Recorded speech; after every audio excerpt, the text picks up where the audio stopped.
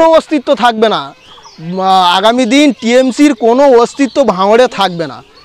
আইএসএফের সঙ্গে মানুষ ছিল, আছে আর থাকবে। আইএসএফের ডাকে ভাঙড়ের মানুষ সাড়া দিয়েছে। আগামী দিন ভাঙড়ের মানুষ আইএসএফের সঙ্গেই আছে। উনি নাকি সম্রাট শাহজাহান, ওনাকে এখন আমরা নাম দিচ্ছি শাহজাহান তুই ছোট, এখন ছুটে কুল পাচ্ছে না। অত সম্রাট বাঘের বাচ্চা তো কোথায় গিয়ে লুকিয়েছে, এখন বার হচ্ছে না কেন?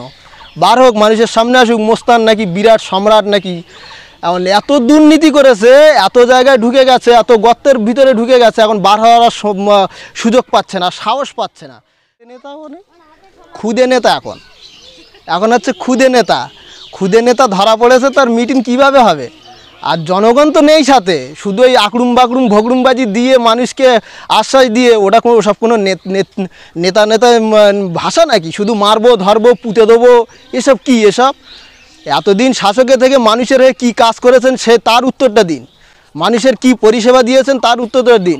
মাইক হাতে পেলে শুধু এখানে পুঁতে দেবো, ওর এখানে ঢুকতে দেবো না, ওকে রাস্তায় ফেলে পুঁতে দেবো, ভাঙড়ে ঢুকলে পুঁতে দেবো, এসব কি ভাষা? আর ওই সব ভাষা থেকে মিটিং হবে? ভাঙড়ে আগামী দিন আইএসএফের ঘাঁটি, শক্ত ঘাঁটি, টিএমসির এখানে কোনো জায়গা ছিল না আর আগামী দিন নেই। এই বিষয়টা ওরা ভালোভাবে জেনে গিয়েছে, তার জন্য ওদের মিটিংটা ক্যান্সেল হয়ে গেছে।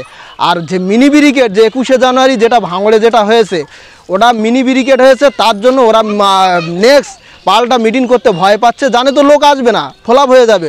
ওই জন্যই শুধু এডেট শেডেট দিয়ে জনগণের টাকা খরচা করে, এখানে পোস্টার, ওখানে ব্যানার, এখানে দেয়াল পোস্টার করে শুধু জনগণের টাকা খরচা করতেছে। রাসকোর্স থেকে শুধু টাকা খরচা করতেছে, আমার টাকা আপনার টাকা সব ট্যাক্সের টাকা খরচা করে ওইসব করতেছে। ওইসব টাকা দিয়ে মানুষের পরিষেবা দিতে বলুন, মানুষ আগামী দিন এমনি সব পাশে চলে আসবে। তার মানে বলতে চাইছেন যে লোকসভা ভোটের পর এবার ভাঙড়ের কোনো অস্তিত্ব থাকবে না? কোনো অস্তিত্ব থাকবে না। আগামী দিন টিএমসির কোনো অস্তিত্ব ভাঙড়ে থাকবে না। আইএসএফের সঙ্গে মানুষ ছিল, আছে আর থাকবে। আইএসএফের ডাকে ভাঙড়ের মানুষ সাড়া দিয়েছে। আগামী দিন ভাঙড়ের মানুষ আইএসএফের সঙ্গেই আছে। আর সূত্রের খবর জানা যাচ্ছে যে এবারে লোকসভা ভোটে আইএসএফ সিপিএম একটা জোট হতে চলছে। দেখেন, সেটা এখন আমাদের কেন্দ্র অফিস থেকে আমাদের কাছে খবর আসেনি। যদি সেরকম বার্তা যদি সেখান থেকে আসে, জোটের বার্তা, আমরা সেইভাবেই কাজ করব, কোনো অসুবিধে নেই এতে আমাদের দিদা।